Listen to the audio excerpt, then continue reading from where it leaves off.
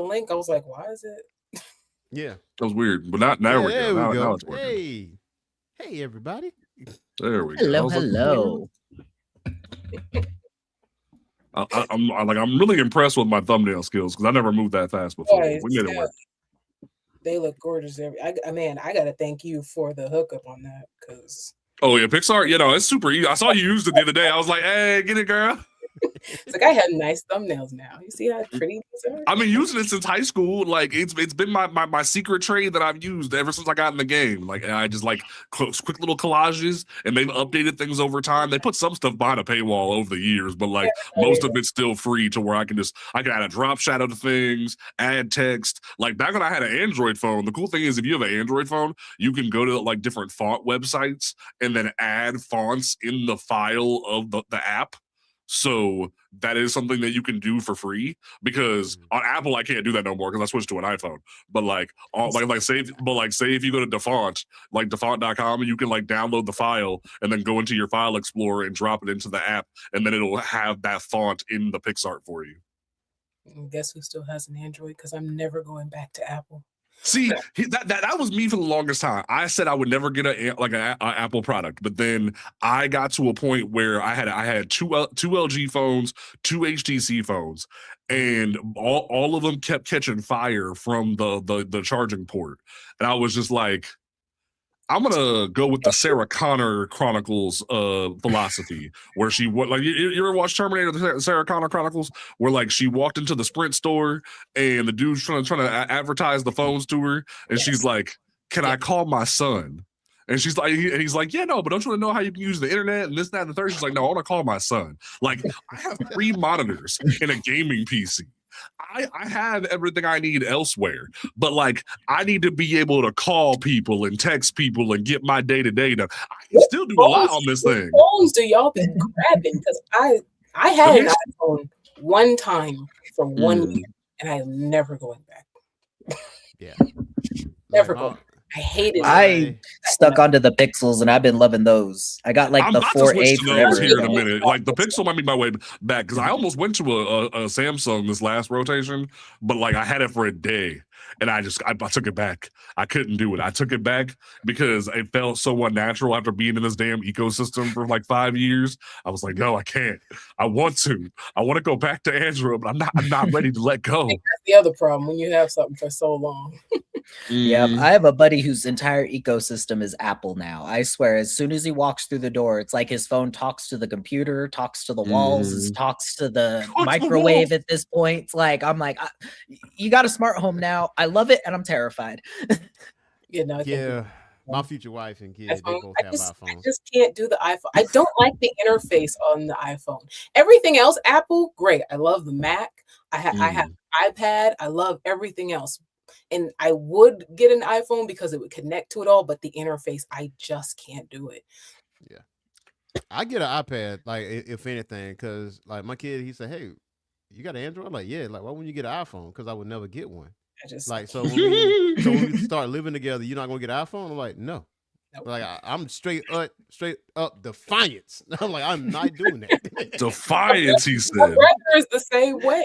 He has Apple, everything else, but he has an Android phone. And and what's wild is I'm the exact opposite. I hate Apple's like computer systems. Like I can't stand it because it's too simplistic. As someone who I used to work for Apple, so I used to have to like do tech support for their Macs and stuff. And these old people used to drive me insane when they couldn't figure out basic things. I'm like, do you know how easy this computer is? Do you know how easy it is to use this shit and you can't figure it out, you stupid old person? Like I was that person where I'm like, I'm ready to choke the life out of this person through the computer. And I'll tell you the day that I finally said I was ready to let go of iPhone and Apple as a whole company, but I'm still keeping the phones and the iPads for a little bit longer, was that I was working at Apple and it was like 8 o'clock at night, like almost ready to clock out. It was like 7:57. I get a call and I'm sitting like right here. Like I had like that desk over there was my original like work desk. And I'm sitting here and I get a call from a dude on Skype. He's calling me from Skype to Apple technical support.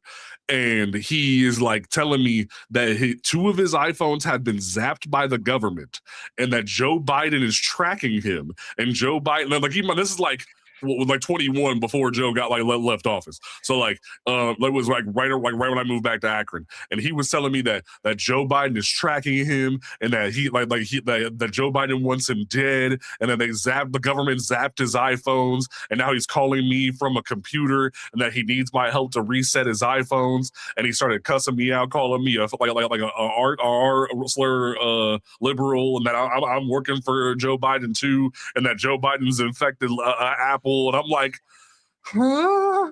And I got to a point I just hung up. I couldn't do it. Yeah, that tinfoil hat was singing, wasn't it? That's so glad I never worked in tech support because my husband used to work tech support from home, and I heard some calls. It's just, are people okay? No, they're not. They're not. It like from my experience, I used to work for this place called Sykes, but they had a contract with AT&T, and I was like what they call an RSD. So if they want to speak to a supervisor, typically they'll move it up to me. And there was people that was pissed off about like their bill increasing up 3 cents. Like, hey, what is up? BJ's in chat. I want to say hi to BJ real quick. All right, go ahead. What up? What happened? What's happening? But yeah, like they bitching about like 3 cents increase. I'm like, that's with your state and county, right? They ain't got nothing to do with us. Like I'm about to switch over to Verizon. I'm like, you can, right, but you're gonna still have those same charges with your state and county. Mm-hmm. And what people don't know is, I don't know it's like this now, but with AT&T, each customer service rep have at least about upwards to $250 worth of credit, like per call or whatever. So if stuff really jacked up, they can credit and maybe wipe a bill off. You might have a free month or something like that. Something crazy. The thing is, you couldn't hang up on them. Verizon will hang up on you. AT&T couldn't hang up on you. So what we used to do was, there was like a little program on there where you kind of like soft reset the phone so it hang up on itself. So yeah, they start doing this noise right here. Click. Or you transform over to a non-logged in phone. Then you can let it rip on them. That's what I used to do all the time. I say, let me get you to my other desk. And then just let them. That's grimy. I ain't even mad at you because some people be crazy. Like, yeah. My favorite thing, and this is one of these little like bugs that you'll find that it'll still happen to Android phones, and it sometimes still happens to Apple phones. Mm-hmm. Where say you're on like the comic pirate site or like a random like bad site with a bunch of adware. If you like get one of the pop-ups that tells you have a virus on your phone and you click it, that thing will hijack your shit and put a bunch of shit in your calendar. And it's just nothing. It's just a bunch of appointments and nonsense. But old people will call all the time and be like, I clicked on something and I can't figure out where it happened and my phone won't work right and it's slow. And then you find out they just clicked on an ad and it like busted up their crap. So now you gotta walk them through how to delete all the appointments and nonsense. And it's hilarious every time. The worst thing that I had is I was doing cell phone sales for Walmart, and this dude was getting scammed weekly by some person in India. When all that scam was going around where you buy like the gift card and everything like that. And he came in every week. And I told yep. He came in every week and I told him, you're getting scammed. Do not spend your money. This like have you met this person? He's like, oh, she's real, blah, blah, blah, this. And I'm like, no, I'm telling you right now, face to face as a person. Don't spend your money on her. Go find a real girl in like the area. It will be better luck for you. And each week he still came in and he still spent his money and he still did it. I even had like other Walmart employees try to tell him, and he was adamant about it. He even left one day when nobody would ring him up, and then he'd come back next week and still tried it again. As someone who I don't think people fully understand my elderly grandmother, they don't listen. They don't know what the heck's going on their phones. My grandmother was like, how do I delete? I have all these duplicate contacts in my phone. See, I see your name 3 times. Grandma, that's the call log. And I had to explain this to her several times. So like they just, depending on the person, it's just things are just, they're starting to get older and confused, and depending on what they're going through, that's not helping. And they don't like to get help. Yeah. My Asian grandma always had the best thing. If it wasn't a controller for the TV, it was a cell phone. So whatever it was a cell phone. Look, Verizon is tired of seeing my grandma at the store. That's all I'm saying. It'd be like that. All right, let's go ahead and hop into this nonsense because it's gonna be a fun day. It's gonna be a fun day. I actually need to pull up my Facebook before we get into this nonsense because some drama happened before the show, and we get to talk about it because a whole founder of Image just tried to beef with us this week, guys. What? I'm intrigued. I'm intrigued. I didn't tell y'all this happened last night, and then Ernie got activated when he saw that. Ernie got activated when he saw a dude respond to me because originally, like one of my mutuals who is a comic creator, like had reposted it on Facebook. And like what you'll find is a lot of like comic creators are like chill with each other on Facebook and whatnot. And Eric Larson decided to pop up and try to educate folks on how things are. I'm not gonna like put their stuff on screen, but I will read snippets of it as we go through the article and whatnot, because man, brother had some shit to say. It was very intriguing going through this last night. It was like 1 a.m. when I saw all this going down, and I'm like, man, Bald Man got something to say. Like he really went full Savage Dragon on us out of nowhere. So it's gonna be interesting. Ernie's reply, I was like, you didn't go off. You ate that man, spit him out, and then fed him to the dog. I'd be working way too damn much. At 1 a.m. in the morning is wild work, man. I'd be working way too damn much. I need to know what be going on more. You be working too much. I don't know what you want from me. You're at work or you're here. Like you go from here, work, bed. I don't know how your girlfriend even see you. Like you literally go like here, work, bed. That's all you do. That's the joys. I'm almost about to convince her to come work for me, so that way we can spend more time together. Here, I'm about to put like I dropped the Facebook link in the chat if y'all want to pull it up, and I'm sending it to Orange right now. That way he has it. But it was very interesting, I'll say. But we're gonna go ahead and get started real quick.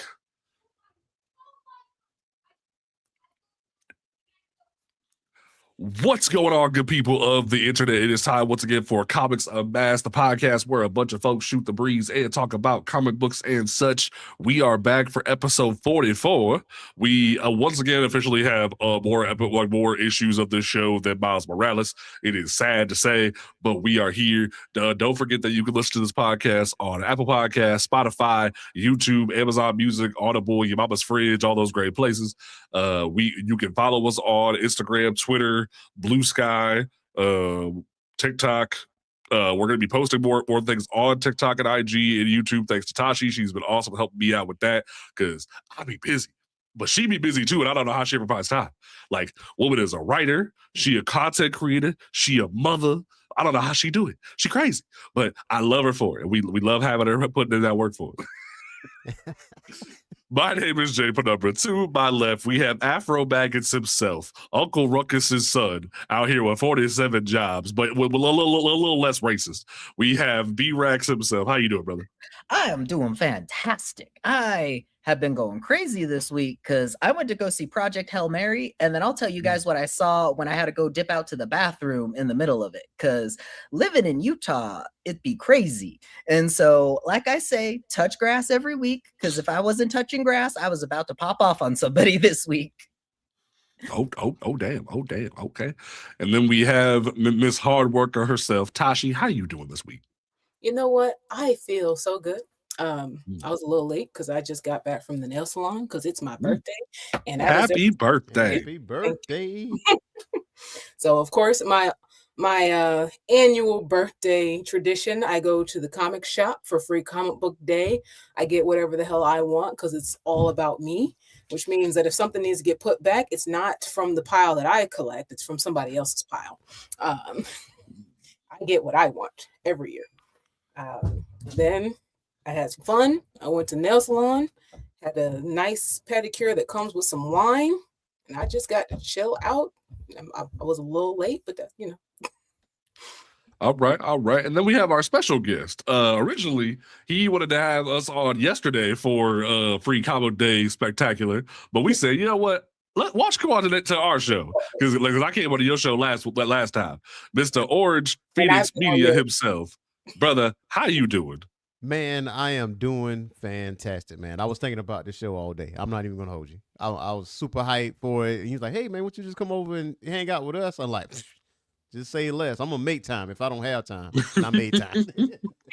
We appreciate you being here. We'll have his information linked to the show notes for you folks over on Spotify and Apple. That way you can find him. But for the folks who don't know you, how did you get into comic books, brother? Ooh, well, I'm gonna tell my age. I'm 41 years old. I know I don't look it. Black don't crack. It is what it is. But I got in comic books at a very young age, and I'm from the country, so we didn't have access to comic book shops like that. So my introduction to comics was X-Men, really, with X-Men the animated series, and then going to Revco, which is CVS now, to get comic books and stuff like that. So I think everybody go through this period where they go through college years and they don't read comics for a little period. You know, life be life, and then I hop back in it, and then fell in love with Milestone, obviously, not recently, but especially years in the back. So it has always been part of my life and never left. And I'm so grateful that it never left. So many great stories being told, and so much life lessons that's told as well if people just pick up a book and read. Man, I thought I'd be trying to tell people is that, like, if we had more reading going on, like, things would be so much better. And, like, I'll even say this. I was so happy that this past week was Free Comic Book Day, or in some cases, Comics Giveaway Day, because copyright and shit. But the lines that I saw at so many comic shops, Midtown was wrapped around for multiple blocks. Shops in California were backed up. Two of the shops that I went to had lines, and then I kind of hung out until they dissipated. Genuinely, it was so nice to see how awesome it is, despite gas being $4.99 in Ohio. And let me say this: you know it's bad when even Costco has to have gas at $4.60 because of how bad this is. When Costco has to have it that bad, I'm ready to fight the orange man. Like it's to the point where Big Kirkland can't even save us. That tells you something's going on. But in terms of it, like, it was so nice to see that even in dark times like this, we are still able to see everybody go read some books, have a good time, and like, it's a perfect segue into the show, like into the topic, because Free Comic Book Day, for those who don't know, it was originally owned by Diamond Distribution. Diamond was the monopoly that ruled distribution in the comic book industry for over 20 years, but they went bankrupt. And recently, right before Free Comic Book Day, we thought we weren't even going to have Free Comic Book Day this year. We thought it was just going to be Comics Giveaway Day under Penguin Random House for those who decided to work with Penguin under that. But then Lunar Distribution announced they got the rights to Free Comic Book Day, so that way they can keep it going. So now we have Comics Giveaway Day and Free Comic Book Day on the same day from two different distributors. And it's kind of funny too, because like Marvel and Boom and a few other publishers are through Penguin for their books, and then you have everybody else through Lunar. So it's like two competing houses in like kind of a cool way, but it's also just like y'all still putting all your books on the same day. So like, cool, make things easier for people, but it's just a little weird. But it was so nice to see everyone be hyped about books. It was so hyped to see everyone be hyped about comic books. And the cool thing was, yeah, you had the few people, like the families who were just hyped about the free content, but you had people like me and others who took advantage of sales. I finally caught up on almost every issue of Rat City that I needed from the Spawn universe through a sale at Red Curtain Comics. They had a back issue sale for 50% off. I was like, hell yeah. Finally got all of Luke Cage Gang War in a single issues. Like that was nice for Bill's comics and books. So also, last thing, I finally rectified something. Sitting over here, I finally rectified something from last year's Free Comic Book Day, because last year I walked into Bill's Books and More, and I picked out a back issue of Icon and Rocket variant cover by Daryl Banks. I didn't even think for 2 seconds about the fact that Daryl Banks was sitting at the front counter doing sketches and having a good time and signing books. I just scanned it and paid and walked out, wasn't paying attention. And then I got home because it's like a 15-minute drive. And then I was like, damn it. So I waited all year to rectify that shit, and he was kind enough to sign it. And he also signed my copy of Shadow Cat #4, which was super nice of him. But it felt good to finally rectify that, because Daryl Banks is a legend in the industry. He is the co-creator of Kyle Rayner. He's one of like the best Black artists that ever has worked for DC, and he does not get the love and appreciation that he should. It's annoying. But yeah, no. B-Rax, what was your Free Comic Book Day experience as someone who was working the Free Comic Book Day? Working, my heart just dropped because I saw so many kids come in that were like 6 and under, and some of these kids were like, this was their first comic books to pick up and everything, and it just made me go like, this is why I love working at a comic book shop, because like kids are able to get their hands on comics. You can encourage them to actually read and hopefully go out into this world and actually read other things too, instead of just doing headline clicks and getting right back onto the video games. And there was just one kid that came in, and there was something called like Gem for free. This little boy, this little boy fell in love with it. He immediately picked it up, showed it to his mom, showed it to his dad. Kid could barely even blabble anything, and then like just ran straight to the door. And I swear this kid was about to run into the door. Thank God the mom was there. This kid was ready to just book it out. He got the one comic book, and that's all the kid wanted. And so that was amazing. That would like made my heart drop. I always just love seeing kids actually grow into the comic book community, because that's what I want. I just want it to actually be a safe place for people too. So I'm happy that my comic book store can be that for them, you know? And then sidely, I wasn't allowed to get any free comic books from my comic book shop, but I was able to snag some milestone stuff that I've been looking for a while for anybody on camera there. And then this is upside down. This is going on the wall. I got the variant cover for this one. I saw that online, and I was pissed that I didn't order that myself. It'd be like that. So let's say, Orange, what did you pick up for Free Comic Book Day? I saw you were getting some cool shit. Man, let me tell you, I'm in plotting and planning on this day, and plotting and planning. So obviously, this is a stack right here. Some of them free, some I had paid for, but so I went to Heroes and Dragons. Shout out to Heroes and Dragons, and with this stack, they was like, okay, it's gonna be $5.71. I was like, there you go. Mine, you win. Yeah, I was like, you can keep the change, my boy. But I didn't stop there. I did go to Scratch and Spin. Shout out to my boy Chuck Brown, writer for Bitterroot. Yes, he was at Scratch and Spin, doing signings and stuff like that. So I went out there to holler at him right quick, and then I wanted Crownsville, because Heroes and Dragons didn't have Crownsville. I got issues 1 and 2, but they have issues 3 and 5. So I got that. So I'm missing issue number 4. I know there's a trade. This is why you pre-order. Yeah, but see, I found out too late. By the time I found out about Crownsville, the last issue was already in traction to come out. So I'm like, man, at least I'm gonna get all 5 of these issues, then get the trade, and support that way. But there's a few books that I really, really wanted to like catch up on, and there's some books I'm actually going to put on my pull list. One of which is Minotaur. Minotaur is one of the free comic books from Munition Press. This is one of the books I really want to jump into. Is Mask is entering the universe, so I want to knock in on that. I am a sucker for Udon comics, so. So they got Street Fighter Zero, so I end up getting that, and then they advertise in the back Street Fighter Masters Ken story and a Street Fighter Masters Jury story. Okay. And it's supposed to be a Final Fight hardback cover coming out at some point. So definitely gonna lock in on that. This caught my eye, and I saw Stranger Comics. I got that as well. Yes, I got that as well. Yeah, I'm like. It was like lone. It was just sitting there by itself. I'm like, yoink, let me get that. So they're I put hardcover for it too. I'm super excited about that. Yeah. So I've been looking at that since the Kickstarter, but couldn't get it when the Kickstarter came out. I was shocked. And then I did end up getting Roots of Madness, obviously, issue number 6. Yeah. I ended up getting 2 issues, obviously, because one of them my fiance just gonna take. So it's what it is. Now I did come across a few Sanford Green cover. So, I end up getting this joint right here. Cause he don't miss. Cause he don't not miss. End up getting that Wolverine joint right here. And again, another Wolverine joint. Shout out to Doom. And end up with this one as well.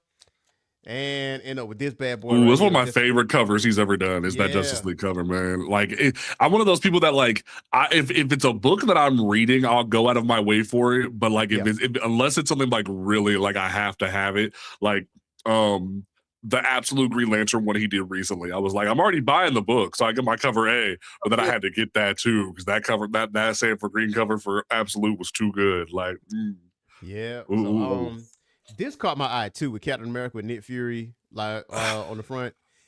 I just like how I said, okay, black man on the front. No, you're good. You mean racially ambiguous Nick Fury? As I like to call him, like mixed baby Nick Fury, because here's the thing, like one of my favorite things that like you would think as a mixed baby I would love this, like that I would love the idea of this, that like you do it, this is so funny, but like. It would have been so easy for them to just carry over Ultimate Nick Fury from the Ultimate Universe like they did Miles. It would solve so many problems. You could mix his lore in and then just phase out white Nick Fury. They could have did that. No. These motherfuckers went so far as to say that Nick Fury met a black woman and somehow a white Nick Fury and a black woman popped out a mixed baby that looks like Samuel L. Jackson. Make that make sense to me.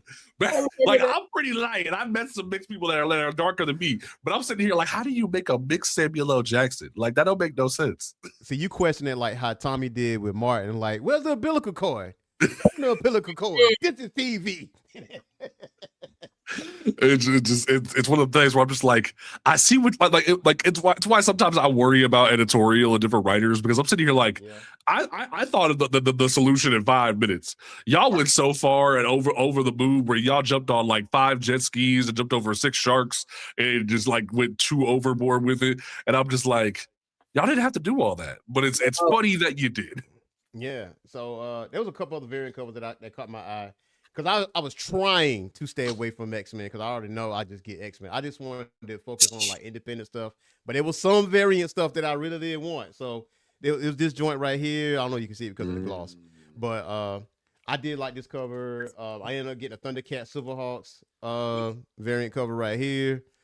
And because I was jumping into that. And I ended up getting this Miles Morales variant cover. This joint right very here. Nice. Yes. And Cody Ziegler is a beast. This was just laying on the counter, like nobody wasn't even messing with it. I'm like, yeah, let me get that. Let me add that to the list. Mumra, the Ever Living, because I want to. Mumra, the Ever Living. Don't judge me, but I got Muppets Noir too. No judgment. So, Muppets are dope. That's my cleaning show on Disney+. I have been loving that right now. The Muppets Noir has been hitting good. Okay, it takes you back. It gives you the great like Muppets feeling and everything. Oh my gosh! One of my coworkers, he's been jumping on that, and he's talking about how he wants to get every variant cover and everything he could get from Muppets Noir now. No, like there will never be shame for buying a book unless it's some coonery. Like, unless you're doing that, I will never judge you for buying a comic book, dog. Like, I know a dude at my comic shop, older white dude, who loves him some My Little Pony comic books, and like it's not that he's a full brony or anything. He's just a chill dude who likes a good kid story and don't bother nobody, don't do nothing crazy, and it's just like, hey man, do your thing, like whatever, fuck it. Now, My Little Pony got some good stories. Like this book, I walked by this at least 3 times. So I was like, man, I was talking Cash Money shit about Batman. How many Batman titles there were? Because I like Matt Fraction's Batman. I really do dig that one, right? Then I saw this joint right here, and I was like, I walked by at least 5 times, and I was like, you gave Jeff Loeb your money? I don't want to. Why would you give Jeff Loeb your money? Low key, I like the art. I think that's really kind of like grab. I mean, it's Jim Chung. Of course, it's gonna be good art, but it's like you really gave you gave Jeff Loeb money. Like, I'm like, all right, go off. King. I mean, I'll read it and get that store credit. You know what I mean? But I just think it's hilarious that we're living in a world where like straight up, where we live in a situation where the Hush 2 takes place before that Batman and Wonder Woman book, but because of Jim Lee's health problems, we don't know how that story ends for like until next year, pretty much. But we're continuing on with Batman, Wonder Woman anyway, and it's like, that kind of kills all the stakes of that book. For sure, guys. Yeah, like you couldn't hit the delay button. And I end up getting Everyone Loves a Jewel Thief. Yes. Yeah, so I end up getting that joint. I got a few Thundercats, Silverhawks joint, but the one thing I really want to catch up on is I got the whole run of Space Ghost. Yeah, shout out to David Pepos. Man, is a beast. We love him. Yeah, I got the very I love this of issue number 1, and I want to say I have issue number 2 too, but I didn't want to take any chances because they had issue number 2 through 10, and for some reason I don't know why it wasn't on my pull list because I could have sworn I had it on my pull list. But I like, nah, go ahead and put that on the pull list, Minotaur on the pull list, give me that Street Fighter Masters Ken, give me all these things. I got to put Satan on my pull list too. Okay. To get that on there. Shout out to Campbell. Oh, you know, Jamal Campbell's killing it. So that'll definitely be something worth like checking out. Yep. So that's it for me. Obviously, I got the Cody Ziegler, Miles Morales run. Just a few of those. Yeah. So hopefully I get all of them. Tell you what, once the omnibus comes out, I'll just send you all my issues. How about that? Hey man, you are a gentleman and a scholar. Oh, that's always my thing that I do is that like once the omnibus comes out, I'll just like I'll keep the number 1 because I have the Olivier Coipel like number 1, and I have a cover A as well. I'll just put it all in a box and I'll donate it to the shop, or I'll like get store credit, or I'll send it to somebody because it's like once I know there's an omnibus of it, I don't have to keep it in the long box no more. Like I'm about to sell my Coach Black Panthers that I have sitting in my long box, or like once they finally ever give me a goddamn Sam Wilson omnibus, I can finally get rid of those out of my box, or like Power Man and Iron Fist is still sitting in my box. So it's like there's a couple things that are lingering because Marvel keeps playing with me, but we'll get there at some point, hopefully. Oh, and one more thing, I did call this the Indie Comic of the Week, like not this most recent Saturday night comics, but last week's Saturday morning comics was Masterminds. I've been reading that. Nice. Number 3 and 4 that, and I really like this. I really like this book. Kind of got that Squid Game feel to it, and I want to say maybe it's 2 more issues left because it's a mini. So okay. So that's it for me. I did some damage. Yeah, you definitely did some damage for $5. That's pretty impressive. Yeah. Well, now if you compound that with Scratch and Spin, it was like $14. You know, so it was like $19 total for the whole bag. Okay. Under $20, you made out like a robber. Right, I'm about to say, yeah, I spent about 40, so like you did better than me. Well, like honestly, it probably would have been about 20 for me, but then I had to buy bags and boards, so like it ended up being an extra $20. So like I would have probably made out around 20 if I would have just like quit playing around, because there was like there was my weekly pool plus the bag issues that I bought, because I had Rat City, I had the Luke Cage books, and then I had the bags and boards, so it was just a little bit extra. But let's go ahead and dive into the topics of the week. So for those who didn't see, let me hit this button right here. For those, where are you at? I didn't add to the stage. For those who didn't see, I had the gracious opportunity to finally release an article over at Comics Beat. Shout out to Heidi over there. She has given me the opportunity to start writing different op-eds over there. And the first one she wanted was for me to talk about the DC So White initiative, talk about the issues going on with DC. And oh boy, this article like set the internet on fire this week. It definitely had some people upsetty spaghetti. It had some people like trying to start stuff with us, and like issues abounded and whatnot. We had some people showing their true colors in the streets. We had some people still be like harassing us over the same things they've been doing. We ain't gonna name those people because they ain't worth our time. But in general, it really showed who actually knew what was going on and who was actually paying attention, and who actually was just clowning on the same excuses that DC's been doing. Because truth be told, the whole article is me just laying out the issues at DC, talking about the lack of digital support, the lack of actual PR for these books, talking about how DC pretty much left the Dakota incident to die, and like talking about how we could fix everything and how we actually could put some support behind these Black books. And there was some uppity people in the comments of this. There were some people on Facebook that were upset about this. Over on Threads, they was upset about it. People were starting stuff with me on Twitter, and it was just really comical. I'm not gonna lie to y'all. It was very comical to see people. And if I had I'm gonna say this as nicely as I can, y'all. B-Rex, is Absolute Green Lantern in the mainline continuity? No, not at all. Are you sure? I'm pretty positive. I've been reading Green Lantern mainline, and I haven't seen any Absolute Green Lantern there. Because everybody keeps acting as if Absolute Green Lantern is a mainline continuity book, so that we should be happy as Black fans that we're getting that. That's what everyone keeps trying to tell me in the comments and on Twitter and in threads and whatnot.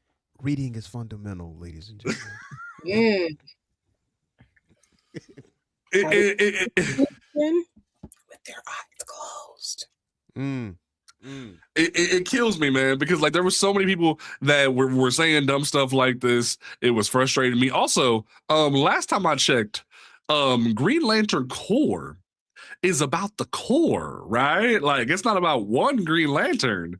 It's about the Corps, right? Green Lantern Corps is in the name. Like, shout out to Morgan Hampton. He's writing a great book, but that's a team book, if I do say so myself. That's an organization. Mm-hmm. So when people try to tell me that I need to shut up and be grateful for what I'm getting, I get a little frustrated because I'm sitting there like, maybe you should like actually read what I'm saying. Because the one that really frustrated me was somebody commented.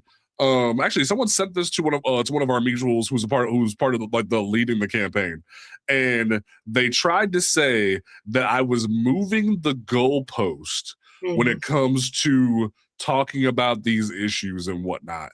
And I just kind of sat there and was perplexed because what do you mean I'm moving the goalpost? Like when it comes to this, when Absolute Green Lantern is not in main continuity. Absolute Green Lantern is not a main continuity title.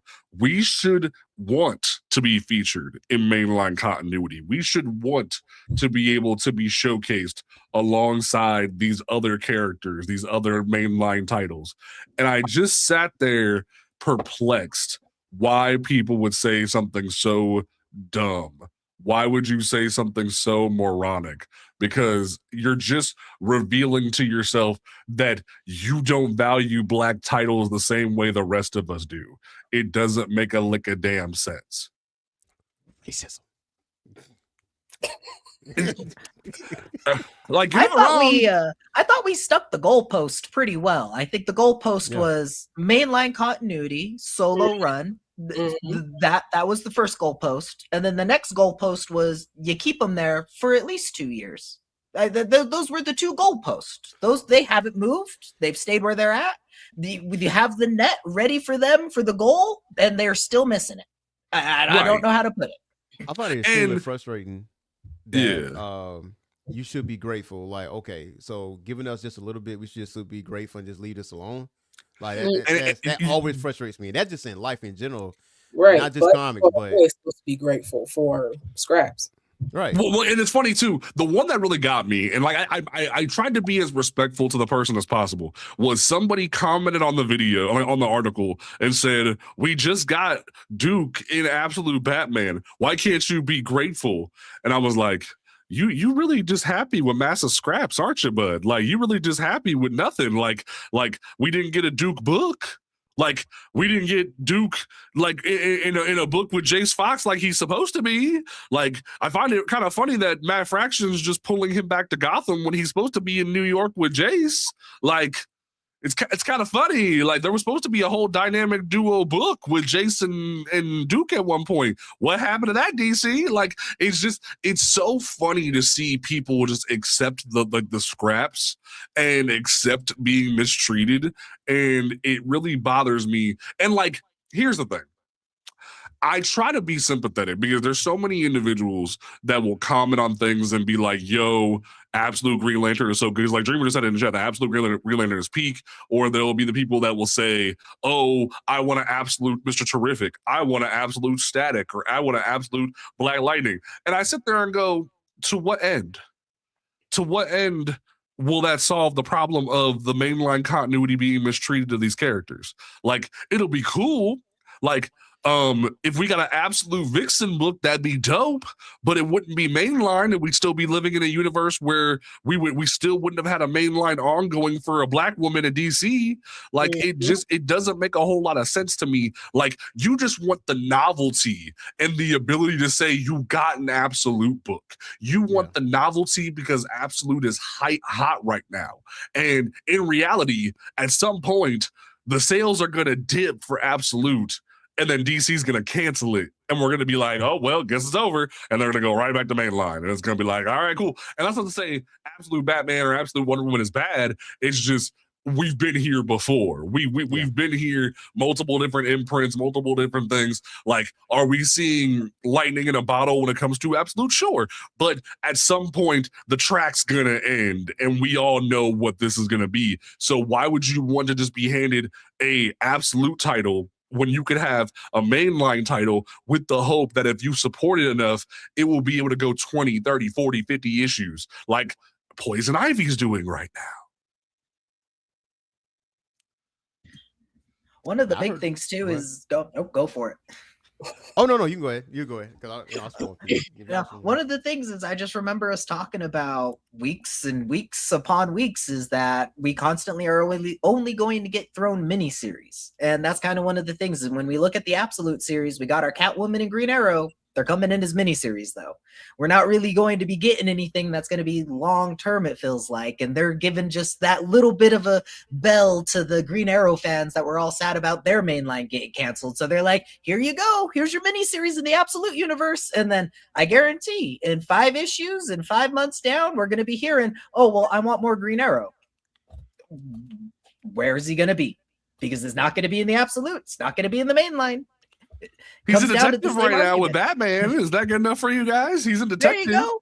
Team ups. Yay. Because I don't think there ever been a Black woman mainline continuity book in DC ever, right? No. Okay. All right. Make sure I was tracking. So I'm like, what are y'all trying to absolute? There haven't been enough issues to give a whole new backstory for these characters. And it's just like it bothers me so much. And like, go read the article for yourself, see what you think about it. The one thing that I want to end on is an entire like well-known publisher and writer and founder of Image Comics tried to start beef with us this week, y'all. And I didn't think, and I didn't think it ever, like, this would ever happen. I didn't think it was possible, because well-known founder of Image, Savage Dragon writer Eric Larson decided to comment on what was going on. He posted in a comment section where someone had reposted it and said, the problem is that DC has very few Black characters, and the few they have are either derivative or weak, and no creators want to create anything new for them to own. When they race swap existing DC characters, the fans of the older versions resent, and it can't be helped but feel like it's temporary. Eventually, the books will fail and fans will demand the return of the original characters. And then a bunch of us were sitting here like, what about Cyborg? What about Black Lightning? What about Icon or Static? What about like John Stewart or Joe Mullen? And his response was, A-list talent seeks out A-list books with serious prospects. If I'm chasing the DC dream, I'll either go after the big money books or titles I loved as a kid, or at least ones that look like they have a chance. With the most of the characters you mentioned, you need to create an entire rogues gallery and supporting cast. And if I build it from scratch, why not just create my own book? What intrinsic value does the name Vixen bring to the table, or Amanda Waller or Duke Thomas? I look at the entire list of characters and come up dry. None of them can be carried by B-list talent. That's what a book like that would attract. And I responded pretty like on the nose with it, where I'm like, look, dog, it's obvious that you didn't actually read the article, because the actual article talks about the fact that the system has been broken this entire time and Black characters have been mistreated this entire time, that they haven't had good PR. They haven't been given chances to actually be like put on the shelf and given good stories. They had like the the publisher has left it in the hands of the comic shops to explain how the sales work. That way, like they can live in a state of plausible deniability was the term that I used in the article. And yet none of that you talked about. You're saying that at this stage of DC's life cycle, at this stage of DC's like existence, it is not worth investing in Black characters, is what you're saying. And that is insane to me. And he responded like, look, like, who's gonna do it? Somebody has to come in and actually do the work and whatnot. Like, he mentioned how like Black Panther, like solid, visually compelling. Luke Cage has a rogues gallery and is somewhat compelling, but he really was stuck on the idea that DC does not have the financial capabilities of investing in these characters. And he did admit, yeah, like this, like they should have been done this, they should have been invested in this, but it's too late now. And I'm like, that's moronic. That's moronic to say that we should just allow DC to keep just existing in this idea that they get to just like just have nothing but miniseries and nonsense for their marginalized characters and nothing else ever again. And we should just allow them to never have to deal with the fact they messed up. You're saying we should never have to deal with the fact they messed up and should have been supporting these titles this entire time.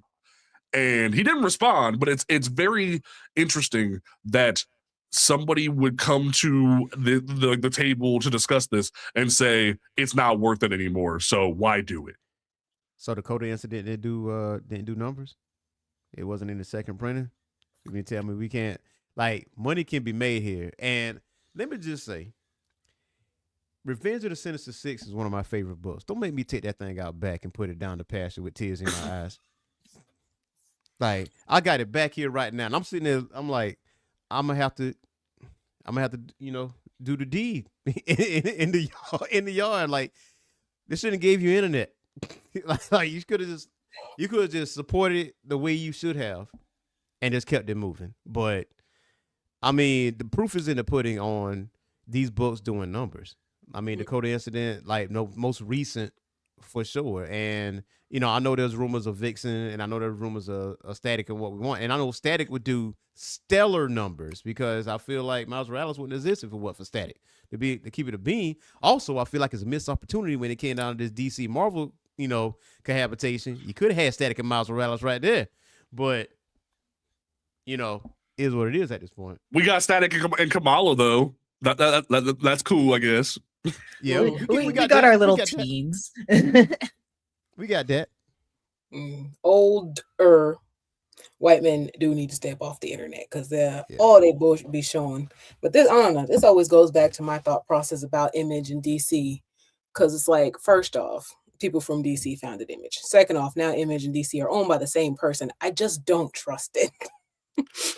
I like my Image books, I do, but I do not trust that fact, and I have not. See, here's my thing. I think he had like good intention, but he went too far off the reservation. Like, he meant to come in and be like, yo, it's not worth it, go do your own thing. Like, it's the whole reason why we made Image. Don't worry about DC and Marvel, they bullshit y'all. And I tried to be as respectful as possible in my comments and my response, because I'm like, look, dog, it's very obvious that you don't see hope in this. But as my mama used to say, if you have nothing nice to say, don't say nothing. And there was no need for you to come in here and try to drop a bunch of gloom and doom on this initiative when we should be holding DC accountable. Hell, if I wasn't trying to hard focus on the fact that DC's the issue right now, I'd be holding Marvel accountable as well. But at least Marvel's giving me a Miles book in 4 months. So it's like, at the very least, they're doing respect by one of their IPs, their Oscar-winning IPs. We're going to talk about Black Panther in a minute, but like, in general, at least Marvel's doing something. Like, they're about to give us a Bishop miniseries. They're about to give us a Miles ongoing. They're trying, versus DC that's like, oh, y'all don't buy that. Even though we didn't promote it, we didn't explain how sales work, we let y'all think digital mattered. So like, whatever. And it's just like, that's what doesn't make sense to me. How could you look at a stacked deck of cards and be like, well, I lost? Huh? Yeah. They don't care with whatever intentions there are at the end of the day. They don't care. I find it hilarious when the hashtag DC So White campaign started, and how that alarming number when the last time there was a mainline book that featuring a black character, Marvel was like, "Hey, we got this bishop over here. Hey, look They were over here." scared. They knew next. Because I bought the domain. I was like, look, man, I got the gun loaded. I'm just busy. And then they were like, hey, so Brian Edward Hill's doing Miles. Will you leave us alone? I'm like, you're good for now. I have thoughts. Like, Sam still don't got a book. Luke still don't got a book, and he mayor of New York. Like, we could have conversations.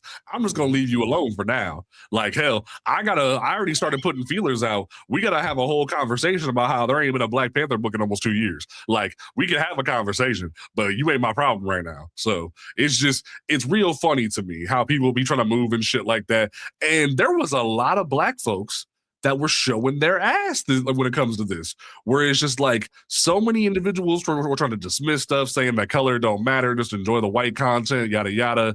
And there was so much nonsense of people who don't understand the difference between a miniseries and an ongoing, who don't understand that Absolute Green Lantern is separate. Hell, I even put up a whole post where I said there has only ever been 10 ongoings featuring Black characters solo series at DC in their mainline continuity.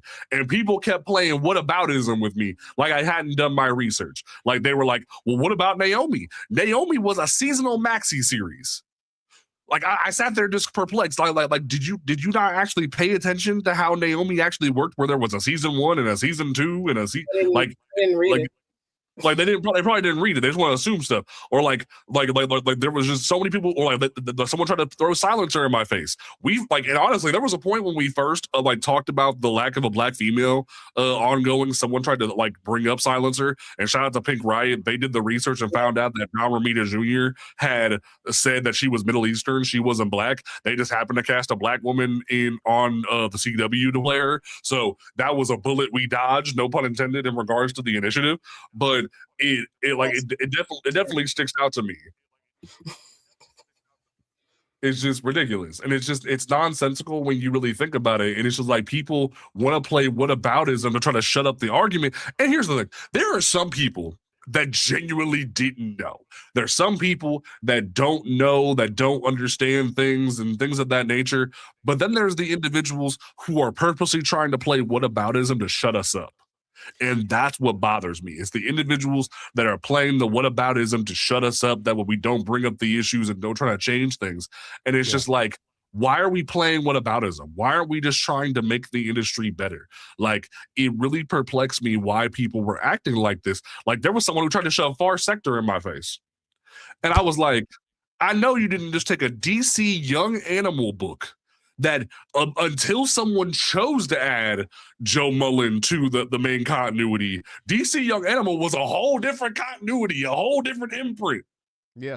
And y'all out here like, what about Far Sector? That's a mini-series, dog. I find it funny that you see some Black people that talk in that way.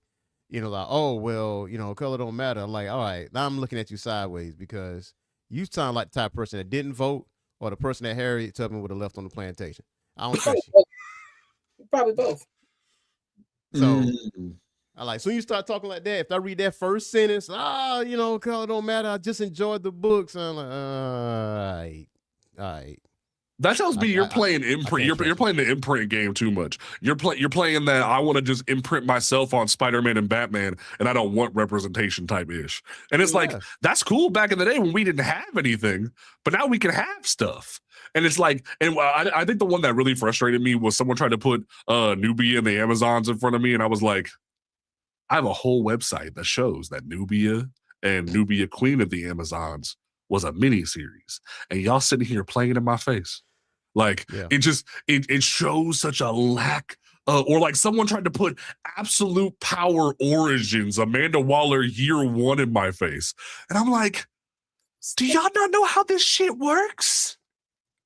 Am I just supposed to be happy on getting my Black History book? That's just basically what they're saying, is like, your ongoing only counts as an ongoing during February. That's kind of how it sounds like to me. They want us out here like Oliver Twist, man.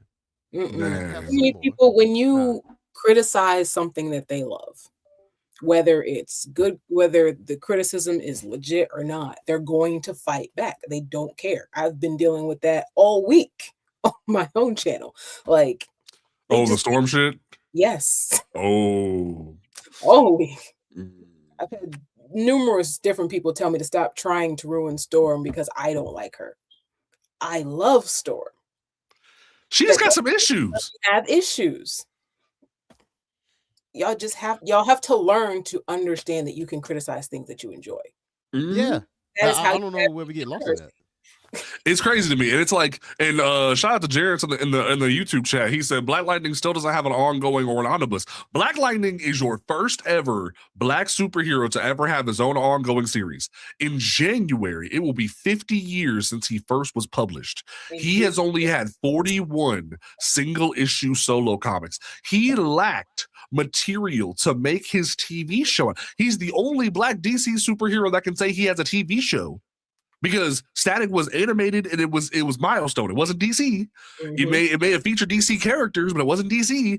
And Black Lightning is your only live action TV show starring a Black character in the main role. And he had so little content to make the TV show out of, they started making shit up. They turned Gravedigger, a lost army character, into Wayne Brady and brought him on the show, even though I don't even think Gravedigger and Black Lightning have ever had an interaction. Oh shit, it's Wayne Brady, son. Does Wayne Brady need to choke a bitch? That's how I feel right now. Does Shane Brady need to choke a bitch? Because it's ridiculous. And it's just like, I was even looking through it, and Jared's even brought the fact that Black Lightning doesn't have an omnibus. There's so little content for Black heroes at DC that they don't even have an omnibus. Like, the only contenders for an omnibus would be technically Black Lightning, if you put it all together, Steel's one series from the 90s and Firestorm's one series, but Firestorm doesn't have an omnibus period, like not even White Firestorm. So they'd have to start at the beginning to get on with him. So it's like the fact that there's so little content for Black characters that we can't even have an omnibus. Meanwhile, I just got done buying all of the Black Panther omnibuses that are on top of my shelf. I just started buying the Miles Morales ones. That is insane to me. Yeah. Man, it's just, it's so crazy to me. They ain't beating the Chargers. As Ernie would say, he would keep it a whole omnibus and say, y'all ain't beating the Chargers. And shout out to Ernie, man. Ernie Blur Without Fear. He has been out here, like, when that ish happened with Larson, he came to bat for me and like just hauled off. And then like you activated him, dog. Like, he was ready. So y'all went and messed up, and it's your own damn fault, I would say. So it's what it is, and hopefully we can start doing better. At the end of the day, the industry needs to change. And if we keep letting the industry not change, we are going to be doomed to keep repeating ourselves and letting Black characters be mistreated. I don't know what to tell you. Yeah. They just gotta go to work. That's all. They gotta work. Yeah. Then from there, let's actually get into some Marvel Black shit. Because I don't get to talk about video games as much as I would like to on this, but there was the controversy yesterday that Marvel Tokon, the brand new 4v4 switch out fighting game, is coming out. They had revealed some characters previously, but then they finally announced 2 brand new characters yesterday. And they announced that Hulk is coming to the game because apparently in the lore of it, he had been exiled to the Savage Land.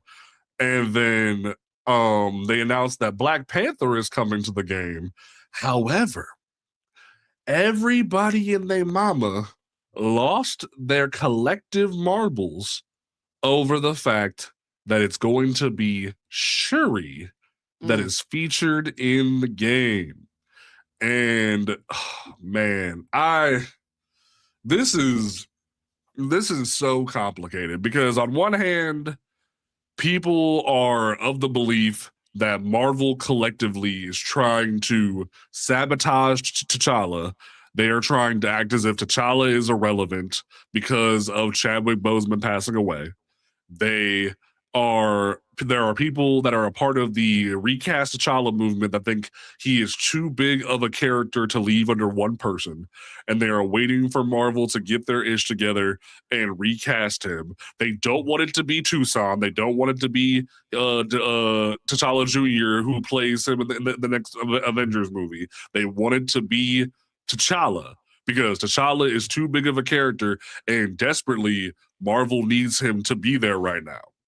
And they haven't really been happy with the comic books. There's some people that hate the Coates run. There's some people there's a lot of people that hate the John Ridley run. There's some people that didn't like Eve Ewing's run. They're frustrated that he only had a mini series coming out of Imperial, and they didn't like the 60th anniversary special.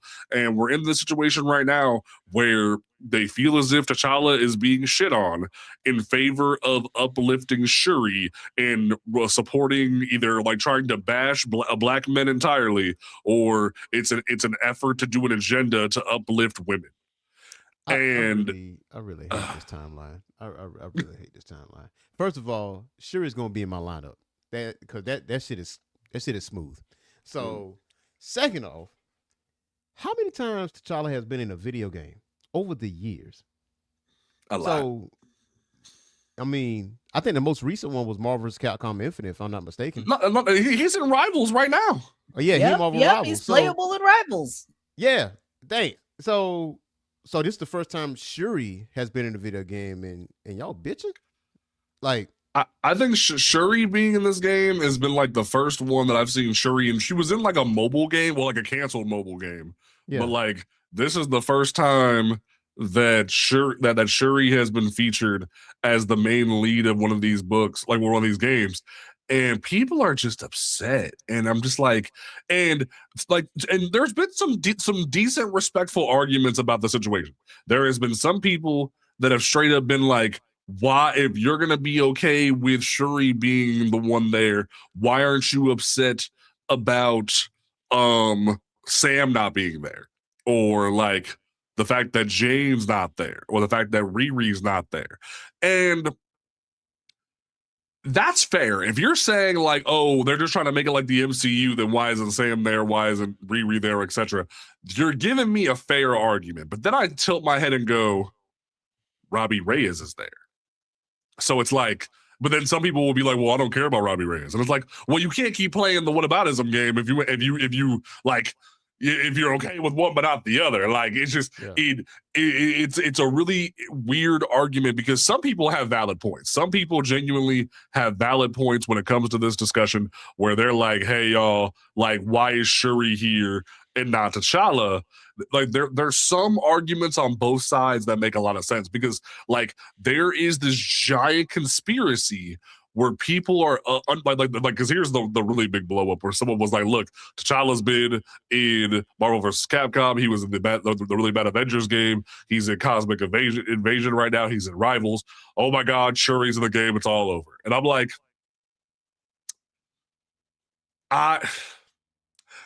I feel like I'm stuck in the middle here, because all y'all are making very valid points, but at the same time, it's coming off like they're like the loudest voices are going to come off very massage noir when it comes to their arguments, and that's really problematic.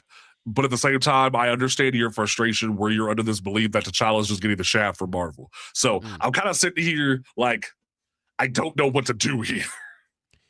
No, I mean, you're right, and how you feel. Like, I don't mind Shuri at all. I love to see Shuri, and I like to see the interaction between her and Storm, because I think that in that trailer there was a little bit of dialogue between those two.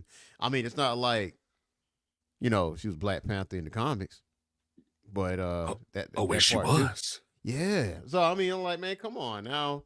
So I think people are being misogynistic, but they're being very careful with their words. That way they won't get flamed up for it. But we can still read between the lines. It's misogynistic, because, I mean, who's to say that T'Challa won't be in the game as a DLC? Like, nobody don't know that. And considering that they're doing other characters that may be a little bit obscure, I wouldn't mind seeing Misty Knight in the game. To keep it bro. Tashi, I don't mean to pigeonhole you, but like, I feel like you're entitled to actually have like the biggest voice on this. Like, I feel like, what are your thoughts on this? No, I gotta agree with the good duck here. A lot of the time, it's especially the loud people. It's all misogynoir. They don't want to see her because even again, like he said, maybe we'll get Black Panther. Y'all don't know if we got Riri yet. We don't know it. Game ain't out yet. We don't know what's coming down the pipeline. But at the end of the day, let's be fair. If Riri was announced, they would get just as angry. Especially the way people hate Riri right now. Preach. Yeah. Preach. So it's at the end of the day, y'all hate Shuri. Y'all don't read comic books. Maybe a few people make decent-ish points, but is that going to change the game? Is that going to change the game at the end of the day? Because I would tell you right now, when it comes to Rivals, I used to play Rivals heavy. People complain about T'Challa in Rivals that he is a cheap character. I disagree. He's not easy to play with. You need to have the highest levels of autism to play that boy. Like, I'm not even kidding you. Like, you have to be like spear dash, twist, spear dash, ult, spear dash, this. Oh, how many people that I hit with my spear, that way I can do more dashes. It's one of those things where you have to have, like, I don't mean autism in a bad way. No, like, I'm ADHD. Like, I understand the struggle. Like, you have to have peak performance to play that shit. Like, show like timing on point. Yeah, like, I have tried several times at the end of the day, people are just going to complain. It doesn't matter what you do. People go complain. Yeah, people going to bitch. And I feel like that's a small minority. And it's always a very vocal minority. Yeah. For me, it makes me sad. It makes me sad because we got a really good looking game starting right here. And like, y'all could just be happy that Marvel's at least putting out some good games, because I'm still over here with DC looking at Universe like, man, why? Yeah. I gotta go play Lego DC games to get something good. There have been rumors of an Injustice 3. Well, no, apparently Injustice 3 is going to be DC KO. And like, and Jared said in the chat, they're like, Marvel hired a director that can't separate the actor from the character, didn't create, now he's gatekeeping. And like, that's one of the biggest talking points when it comes to the recast T'Challa situation, where Coogler and Feige and the executives, they have tied Chad so much to T'Challa as a character that, like, when it comes to their emotions and their mental state, that they can't let go. Like, all these recast T'Challa people are like Kylo Ren. They're like, you're still holding on, let go. Like, they're because they're saying that T'Challa as a character is more important than one person. They're saying that he is more important than one person because at the end of the day, that he is an icon that needs to be embraced. And like, you can have Damson Idris, you can have so many different actors come in and embrace that role, but at the end of the day, y'all playing around in people's faces and acting as if no one else can take over that role. It spits in the face of him as a character. And like, to a certain extent, when it comes to the comic books, they've been doing like T'Challa dirty for a long time. They like T'Challa ever since Hudlin's run has been on an uphill battle. Wakanda has been on an uphill battle entirely, where you had Atlanteans invade, you had mutants invade, you had Thanos invade, you had a rebellion because of the Atlanteans and Thanos invading. You had, because of that rebellion, them excommunicating T'Challa and only making him a figurehead and not a actual monarch. Like, then you had some other drama happening where he basically became Killmonger in the comics, and then they took away the crown from him and exiled him. Like, it's one of those situations where they've really ruined T'Challa as a character in the eyes of so many individuals just because Chad's dead. The whole conspiracy is Marvel and Disney are out to ruin T'Challa because Chad's dead. And I don't want to see your tinfoil hats on a little too tight, but like, the world be a little after Black people, so like, you could have a point, but I'm also like, yeah, maybe need to unloosen the hat a little bit, because like, maybe you think you can handle the responsibility of being Coogler, being Feige, or whoever, and tried to convince an actor to take over that role and put the pressure on them to handle the media, because in my mind, they have two guns loaded and cocked at them at all times. You have the people who are mad T'Challa's not here, and the people who are mad that T'Challa got recast. And either way, you're gonna take a bullet. I don't envy that person. At the end of the day, I just want a good story. And I think for what we got, It's a good plot. It's a good story. Wakanda Forever was great, but I don't envy Feige or Coogler in the idea that they have to have those two guns loaded at them at all times. I think people lack patience, honestly. Be patient. Let the story play out, and eventually, because I agree, T'Challa himself is a character who deserves respect, and eventually, we do need another Black Panther, another T'Challa in the universe. But let the story play out, just like it did when Shuri had to become Black Panther in the comics. Let the story play out. I am one of the people who holds the very hot take that I liked Wakanda Forever better than the first Black Panther. Hey, I enjoyed it a lot. But at the end of the day, I do hope to see a new T'Challa eventually down the line. Yeah. And yes, the MCU got a lot going on right now. Yeah, everything ain't good. They make decisions, and I think I think they somewhere along the way they screwed up, and they don't know what they're doing anymore. But in general, you got to learn to be patient and let the story play out. That's one of the biggest things for me, because like everything that I'm seeing with everybody pushing of wanting T'Challa back is either A, you're going to get him back too quick, and then they're going to fumble the story even worse. And I don't need a fumble of that story anymore, because you guys are wanting something better, you know? And if you keep pushing too hard, they're going to be like, all right, here's your another like quick mini series of T'Challa, and then all of a sudden we're going to be sitting there like, that doesn't feel good. It felt like we just got Secret Invasion for some reason, you know? Like, you don't really want that whole ish there. And then the second part is to where, like, if you're patient, then you actually get some buildup. You'll actually get the anticipation going. There's a reason why Thanos was so good, is because we had that tenure of buildup there versus, like, you know, tease me some Black Panther. Give me a little bit here and there. You don't have to be like, all right, here's the new Black Panther. There you go. And all that jazz. Like, you can have a little middle ground there. People need to wait to digest their stories sometimes. And I think just because of the years that's done passed by, that group of people that don't want to see T'Challa recasted has gotten smaller and smaller and smaller, to the point like, okay, it has to make sense, because what happened at the end of Wakanda Forever, it's like it's just letting you know off top, like, this is going to be the new like T'Challa at this point. So, and you shouldn't be upset, because we honored, you know, Chadwick Boseman's legacy, you know, him being a South Carolinian. I'm from South Carolina. So we honored that legacy, but also add that in the story. And also he has a son. So from that standpoint. So everything's kind of like makes sense. And to Tasha's point, yeah, be patient. And, you know, it still goes back to the point of reading is fundamental, folks. But you can always go back and read some of these books, read some of the comics, and understand that Shuri at one point or another was Black Panther. So, and like, also, did I freeze at one point? Did anyone notice that I froze? Yeah, a little bit. But yeah, it was just like for a thumbnail. minute. It was a thumbnail freeze. It's okay. Going to be a perfect thumbnail freeze. You're going to love it. Did I make any sound while I was frozen, or was it just frozen? No, just frozen. All right, cool. That's what matters. Because I was like, huh? What? And it was like, okay.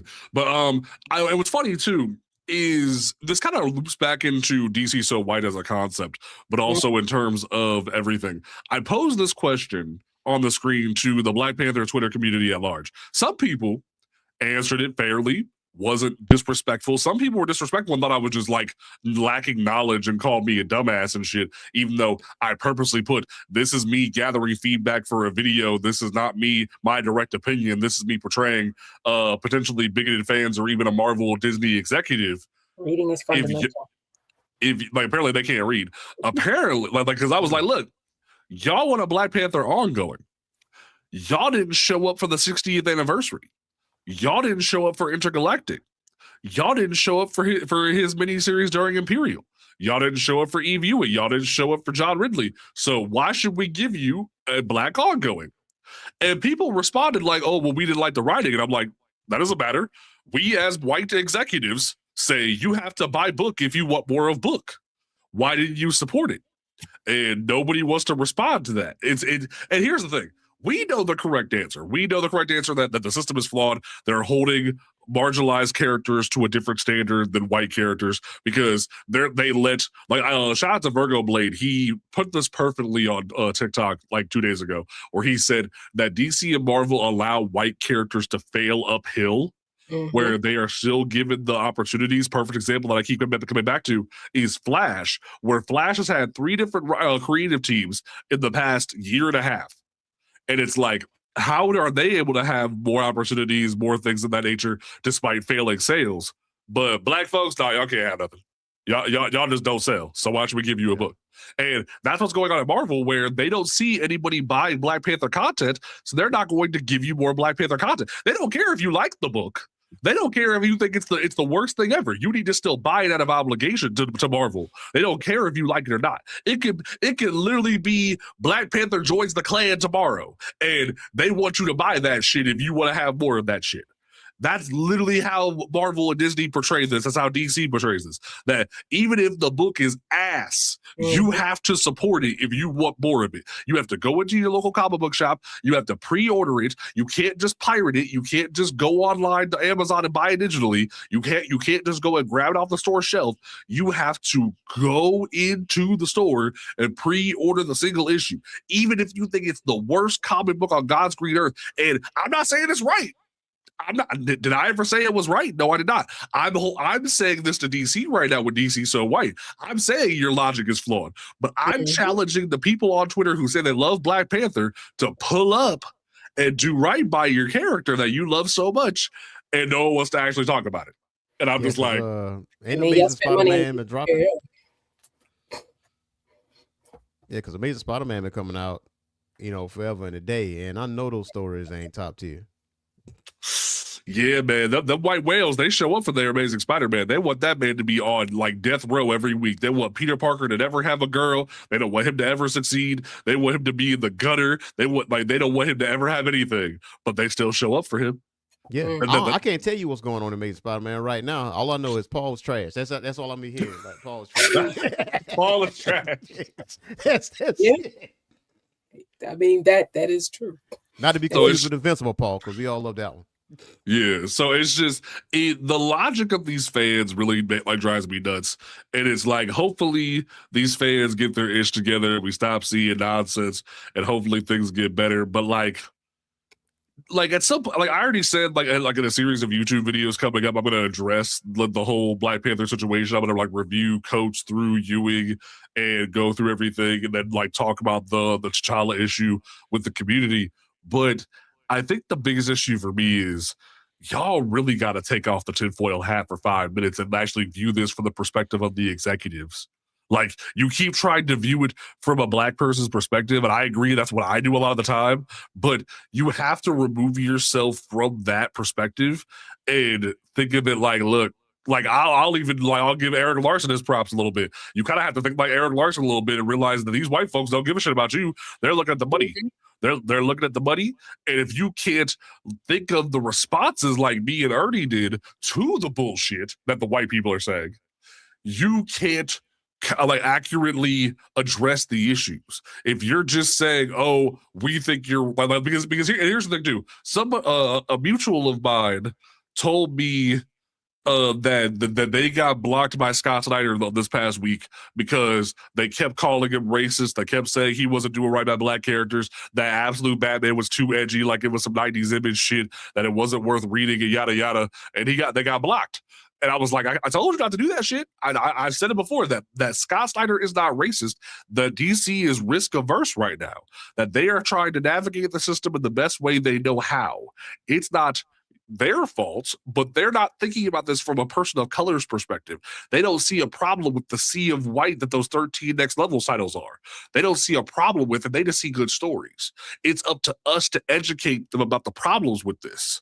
But if you're just saying, oh, they're racist, they're not going to hear you because they're not racist. They're just thinking of it from a financial perspective and thinking that that's just the norm they've always had. They're not thinking about it the way they should. And y'all don't want to think about that. Yeah. The bottom line. It's always the bottom line. The bottom line's always the dollar, unfortunately, in capitalism. I say the same thing when it comes to wrestling, but that's a whole nother subject. Man, you and me need to have a wrestling podcast at some point. Because I'm mad. Like TKO about to hear from me at some point because y'all got rid of the New Day. Y'all about to have me ready to fight somebody. I'm ready to go to war over that shit. Y'all got rid of the New Day. Like, what are you doing? What they mutually parted ways. But they try to short ball them when it comes down to their money because that's what I'm saying. Like it wasn't mutual. It wasn't mutual. Them motherfuckers like had already laid out a contract last year, and then they want to come back this year and be like, hey, so we kind of gave y'all a little too much. Can we have some of that back? And they're like, no. Why would we give you that back? Why would we want to change our contract? And they're like, well, you either can change the contract or take a hike. And it's like, well, we'll mutually agree to part ways. And it's like, that's why I fuss with AEW, man. That's why I fuss with them the long way. Hey, MJF was saying that we might see the New Day over at AEW. I was like, man, let me tell you something. That will feed families. You understand?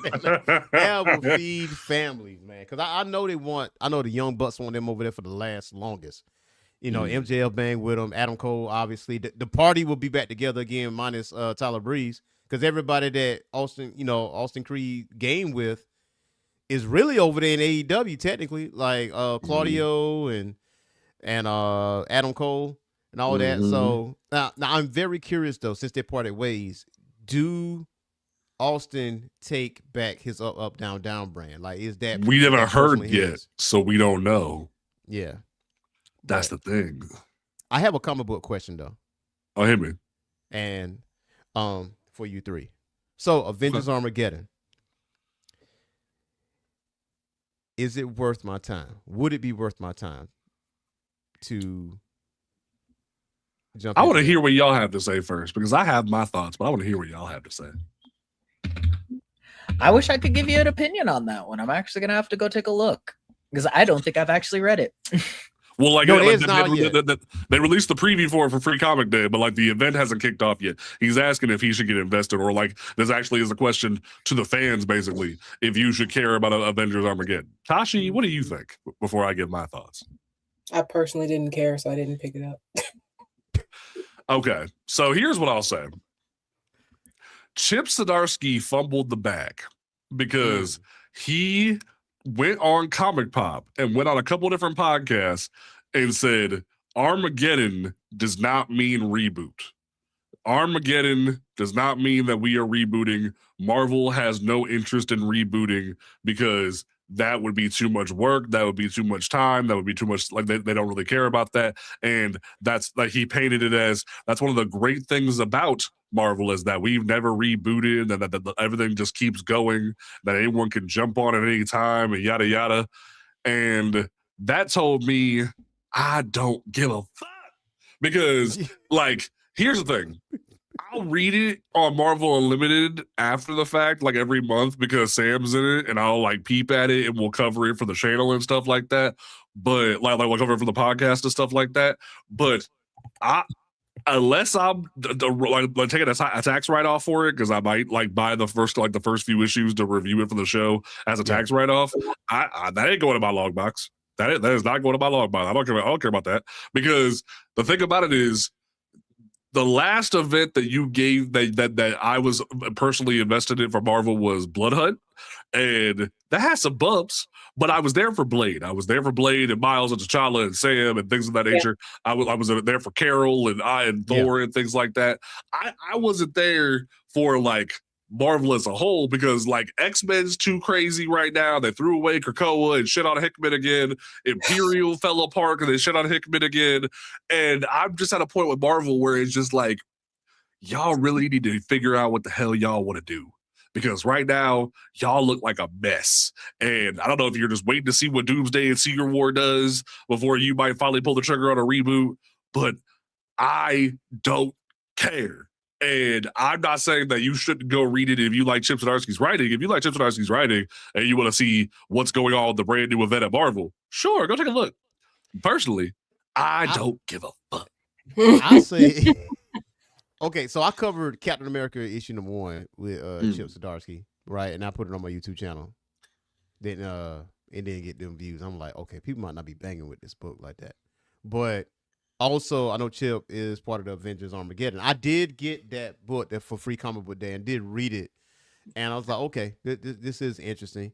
Now, if you will compare it to Age of Revelation, leaps and bounds better.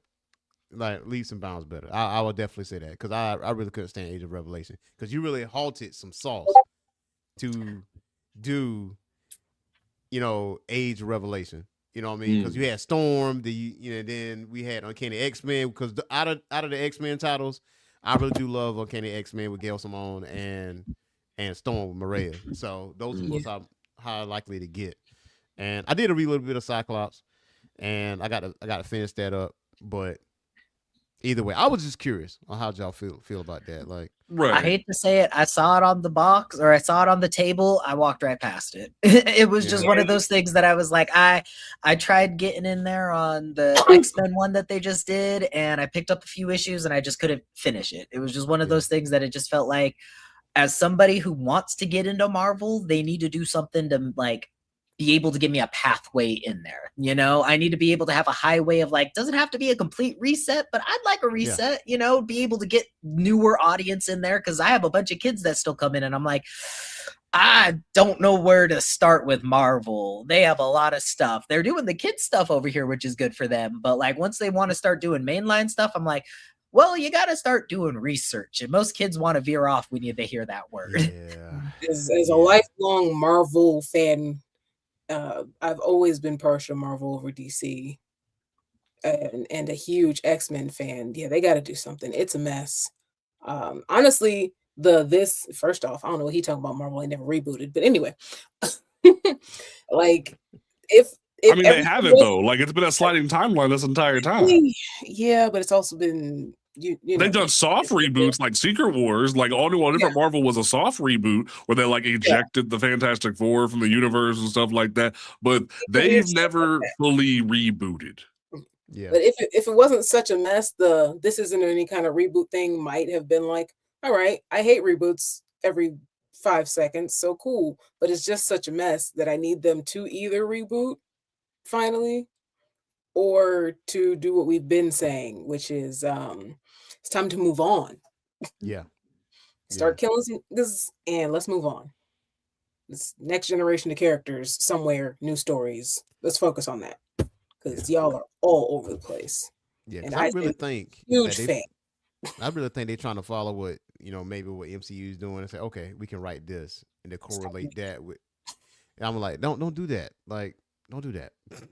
We don't need to be in the same timeline type of situation. Like, that's not going to work from a comic book standpoint. But yeah, I was definitely just curious on how y'all feel about it because it's been a little minute since. Because I'm like maybe 2 issues behind on Uncanny X-Men. I recently covered the most recent issue of Storm on my channel. But outside of that though, I haven't really been like reading Marvel consistently like that. And then obviously I feel jaded by what DC's doing. So there's that. So Independence has been taking over my box. Man. Honestly, like 5 years for me. Like honestly, a lot of my box is black shit and indie. That's literally what my pull is a lot of the time right now. Like, and because here's the thing, I'm willing to give like Ignition Press the benefit of the doubt when it comes to innovative stories that feature white characters. Perfect example. They have a queer mystery thriller called The Other Half that just came out. That's it right there on top of my table. Like, I'm interested in that. Or like Murder Podcast had a variety of characters mixed in with that. Yeah, see, like I'm willing to give smaller publishers more leeway with those things, but DC and Marvel have burned out my interest. Like I picked up the first issue of Stephanie Phillips' Daredevil in support because I love her as a writer, but like that's not getting a pull for me right now. I'm not interested in Matt Murdock. I usually pick up Matt Murdock in trade or omnibus form. I'm not really interested in reading him long term in physical like that. That's just not for me. So I'm very much at a point where DC and Marvel where you've burnt out my interest like in other categories where I just like the only book I have for DC right now that's not just like all black is Teen Titans. because, or like Teen Titans and Titans, because like otherwise I don't care. You've burnt out my interest is the way I put that. And you know what? I take that back. Vertigo has some good titles. James Yes. Tynion is writing freaking House on the Lake, and oh my god, I love him. First off, because I love Something Is Killing the Children. My favorite free comic book day pickup was this Something Is Killing the Children comic box. Like, you know what? I take that back because I am reading The Punisher because I want to get into the street level stuff a little bit more because I'm kind of burned out on stuff that's super fantastical when it comes down to Marvel, with the exception of Storm, of course. But I was gonna say I only got Storm on there, and then I got Moonstar right now because I'm still trying to figure out that character. And good writing so far, but it also just feels like there's something lacking for me, you know? And so I got to give this character a shot still because it's like apparently their first run. And I'm like, this is the one thing Marvel I could jump on. Matter of fact, I saw a Journey to the West free comic book. I did get that. And then you can read it like a manga, just read it like in manga format. I was like, yeah, let me get my hands on that. Ooh, yeah. Yeah, we had to grab that one. Hell, I was more excited for Power Rangers Unlimited because Power Rangers Unlimited was at Free Comic Book Day, and they were like, it was half Power Rangers Unlimited, it was half the Green Ranger teaser for that Green Ranger book, and then there was a tease for the new Mighty Morphin book where they're all adults. And I'll tell you, really, I'm gonna keep it a whole stack with y'all. I'm more interested in Power Rangers Unlimited than I am with Mighty Morphin Adults and Tommy because I am so tired of Mighty Morphin. I don't care anymore about Mighty Morphin. Like I just like I know there's people are nostalgic. They love Mighty Morphin. I understand, but I just don't care anymore. I just don't care. Like when I saw that a random new Altarian character and Treaty as an adult were going to be basically doing Power Rangers if it was Exiles or Sliders. I'm in, bro. I'm in. You got me on board. You have me ready to go. So I really feel like I'm down for new ideas. And I'm cool with that. Yeah. Power Rangers Prime was to me, Power Rangers Prime, which I still have to like finish through it, but that was good. Like especially when you put in the VR troopers in there and Rita, you know, giving them the abilities. I'm like, okay, this is different. Now I'm intrigued, and I the Atarians or colonizers. I'm like, oh, let me keep reading. Yeah. So that kind of thing. So and then they went back to Mighty Morphin. I was like, oh, that's cool. Yeah, see, like I can't get down with it. And I even called out a lot of the Power Ranger community. I'm like, y'all did this. Y'all couldn't get on board with Prime. It was such a cool concept. Y'all couldn't let go of Mighty Morphin, and now we're back to this. And it's like, thankfully, I have Unlimited to read. I'll still peep like the first few issues of Mighty Morphin to review it, but other than that, I'm not worried about it because there's nothing that you can do with those 6 individuals that will be exciting to me anymore. I'm sorry. They're like, I was even hoping with Unlimited that it was going to be Treaty's daughter Mid from the anniversary special. I am happy that it's Treaty, that Treaty's going to be a cool story and that she's an adult, but I wanted it to be Mid because now that anniversary special is over, Charlie Kirsch ain't doing shit. So I'm like, let the girl run around the comic book or something like that. Let her do something. Like I really feel like my Power Rangers need some help, and the fan base needs to let go of the past and let's try some new ideas. But they can't seem to let go. It's TV, man. It's TV. I've never been a Power Rangers comic reader, so they good. They good books. Like Kyle Higgins, Radiant Black read some good shit, but like. It's just like it's weird. It's television, man. It's been so long. I just feel like I don't know if I can jump in.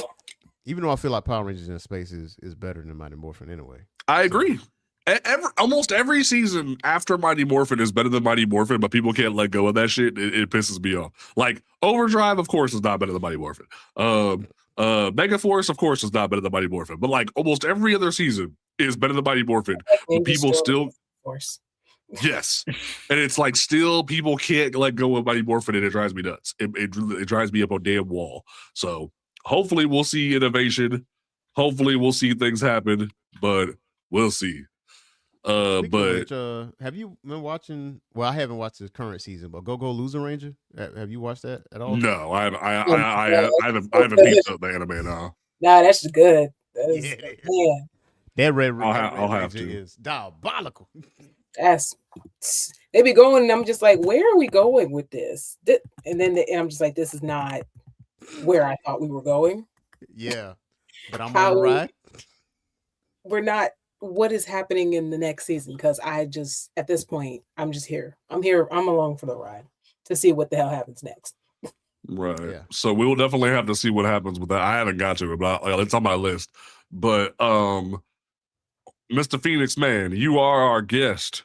Yes. What is your closing statement for episode 44 of Comics Unmasked? Well, I have said this throughout the show. Reading is fundamental. It has been taught to us so many times. PBS is your friend. LeVar Burton is your friend. So reading is always fundamental. It always gives you better perspective, better education. Expands your mind. So this weekend for Free Comic Book Day, there was zero excuse for you not to go out there and read a book. Zero. Very nice. Very nice. Just wait till next year for Free Comic Book Day. Or just go to a comic shop this week.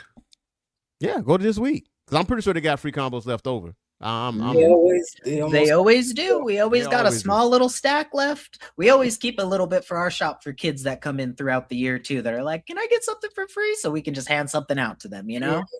We got some from last year at the second shop we went to. Yeah. And also treat women with respect, especially our Black women, please. Like, punch in your face.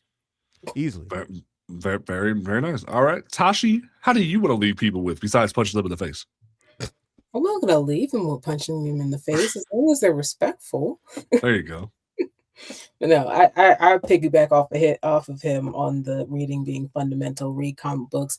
I got an interesting comment that sums up essentially saying that the sad reality of comics is that comics is not a good quality medium.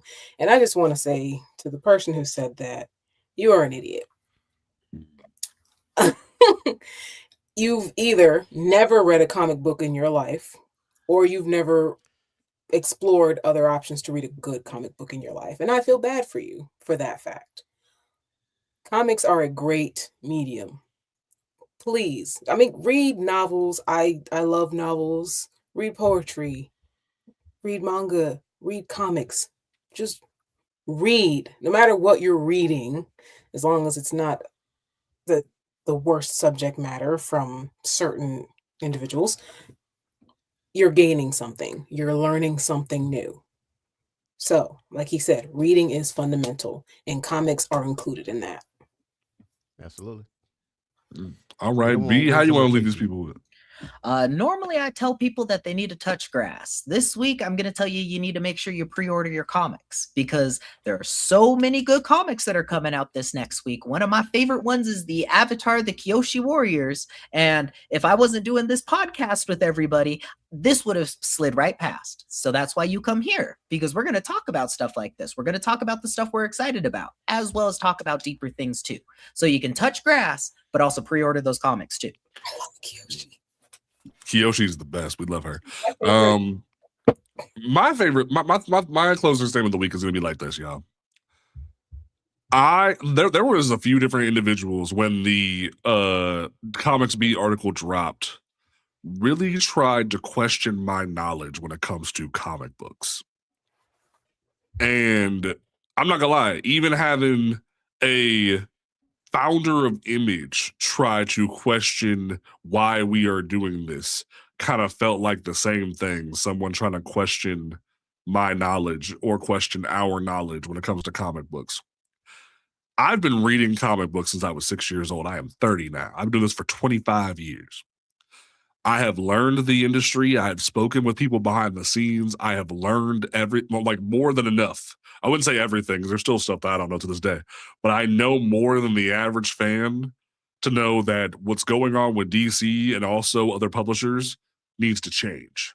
The broken system needs to change. We need to fix the system. Like, I really hoped when it came to us breaking away from Diamond, we'd have fixed the system, but we didn't.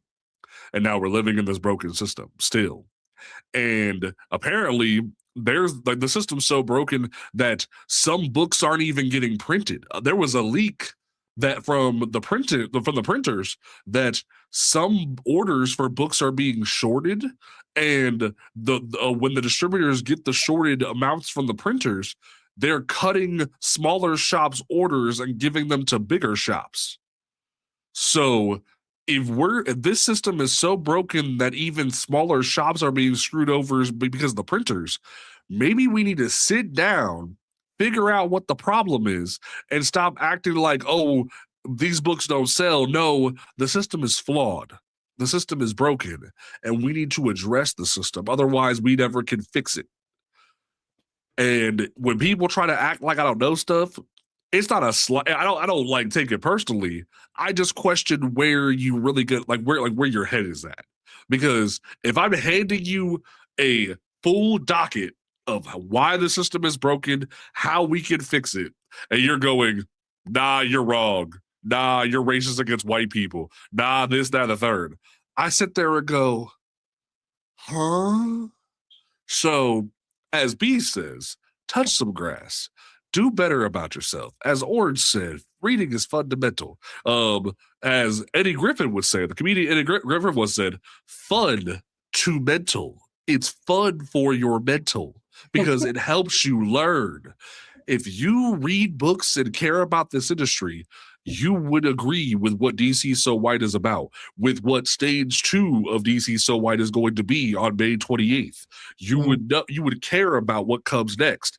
But at the same time, I see too many individuals just trying to fight back against what we're trying to do and just acting as if what we're doing is bad when we care about the industry. We like people try to act like we just want to see the industry fall apart. No, we want to fix it. So touch some grass, do better about yourselves. We will catch y'all next week for episode 45 of Comics Unmasked. Peace out.